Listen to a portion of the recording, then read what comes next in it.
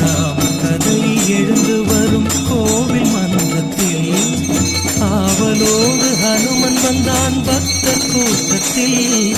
ராமகதை எழுந்து வரும் கோவில் மன்றத்தில் ஆவலோடு ஹனுமன் வந்தான் பக்தர் கூட்டத்தில். கதையை கேட்டதும் அவன் மகிழ்ச்சி கொள்கிறான். ராமநாமத்தால் ஹனுமன் பணிவு கொள்கிறான். கதையை கேட்டதும் அவன் மகிழ்ச்சி கொள்கிறான். ராமநாமத்தால் ஹனுமன் பணிவு கொள்கிறான்.